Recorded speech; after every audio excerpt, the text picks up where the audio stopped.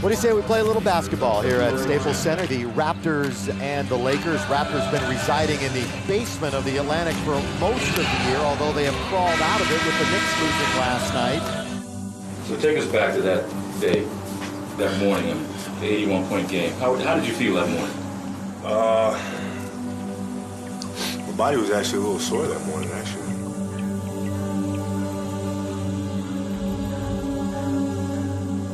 But my body was pretty sore. I think we just came off a tough loss. And we were playing Toronto, and the team just wasn't, we just weren't in sync.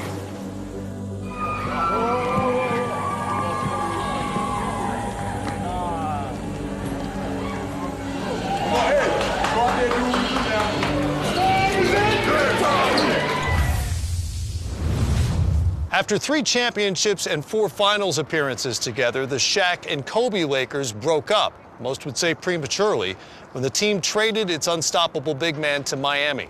By then, Kobe was already established as one of the great shot makers of all time, winning back-to-back scoring titles and the 2008 NBA MVP.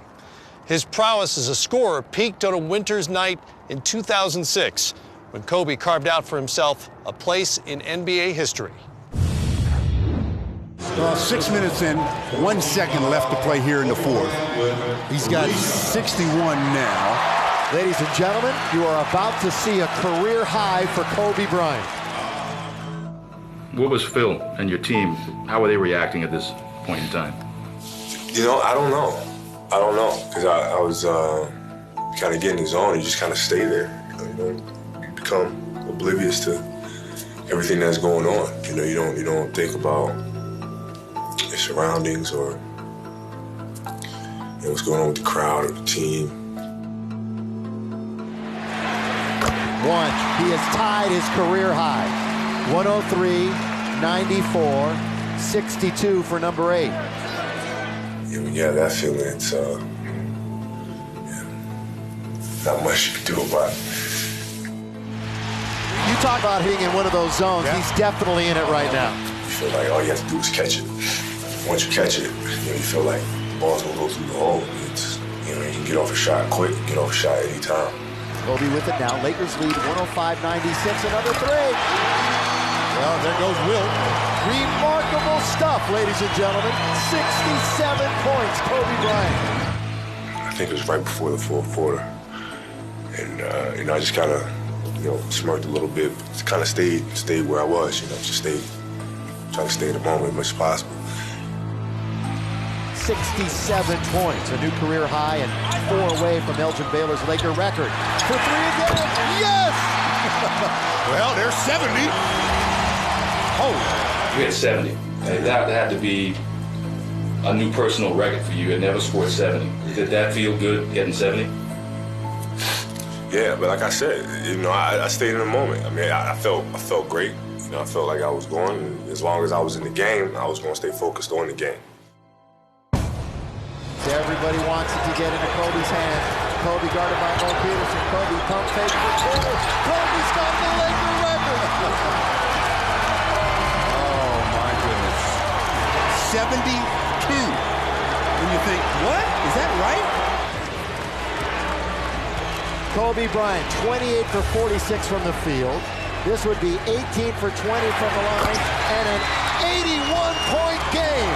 55 in the second half. History tonight at Staples Center. MVP. Once I came out the game, it was like that,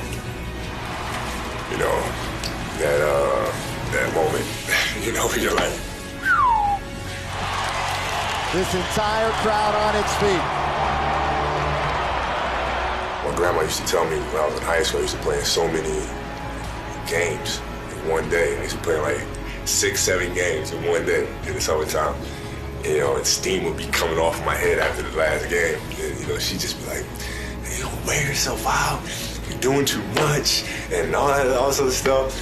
And then the fast forward years down the road for her to come to her first professional game that she sees, it's me scoring 81 and really wearing myself out. But it was great, man. It was great for her to be there and to see that.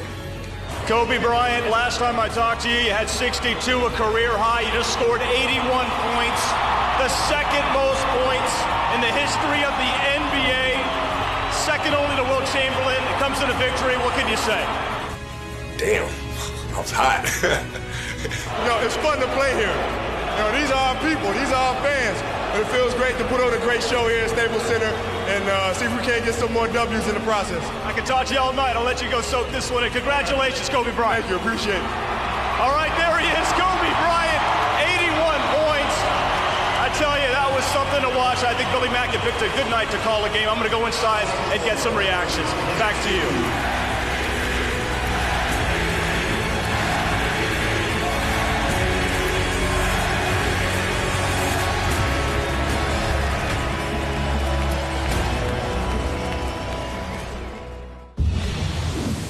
Sam Mitchell was charged with trying to slow down Kobe Bryant on that night, and he and his Raptors in L.A.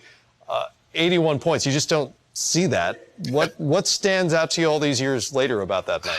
The fact that it wasn't the most important thing to him. When I look back on it, I've even talked to him about it. I've done an interview when I worked at Sirius with him about it during the All-Star game in Houston.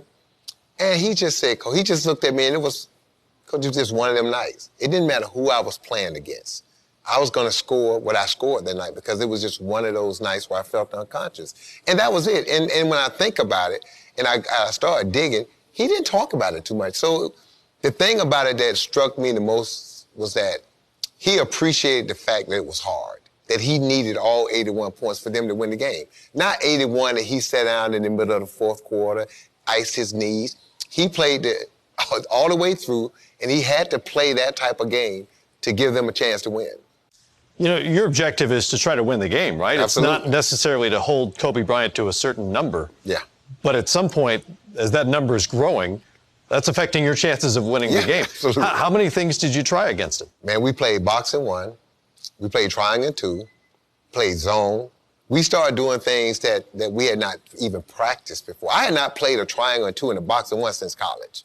And those defenses were played on me in my conference. So we were throwing everything at him.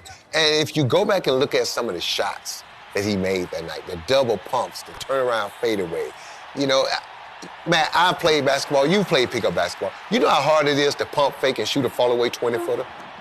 And hit nothing but the bottom of the net. But again, it would have hurt me a lot if it was a player of my talent. What I mean is, if it would have been just an average NBA player that went out on my team for 81 points, I don't know, I probably would have had a lot of drinks that night. But the fact it was one of the greatest players in the history of our game that had the second greatest night in the history of the sport, and I just happened to be the coach on the opposing sideline, I don't know how I'm not angry about it. I'm not happy about it. It just kind of is what it is. I can accept the fact that we did our best as a team and as a coaching staff, but the greatness of Kobe Bryant just got the best of us. He only had 24 at halftime. Now you're making me feel real good. That's a lot of points, right? I mean, at what point in the game did you start to become aware that he was having one of those kinds of nights? I think in that midway through the third quarter when he started making some of the shots that he was making, some of those double, triple pump, fadeaway jump shots, just driving through the basket when we were playing boxing 1, just beating the double team. And Kobe talked about this. We were sending the double team at him, but he was so in tune to what we were doing, he was attacking whichever was the weakest guy in his mind. Now, I'm sending 2 guards at him, and he's in his mind, which one is the guy that I can beat? And he just kept attacking that guy. And for whatever reason, as players and coaching staff, we couldn't adjust to kind of corral him and keep him in one spot. Did you talk to him during the game? No. Not at all? Not a word. No. Afterward?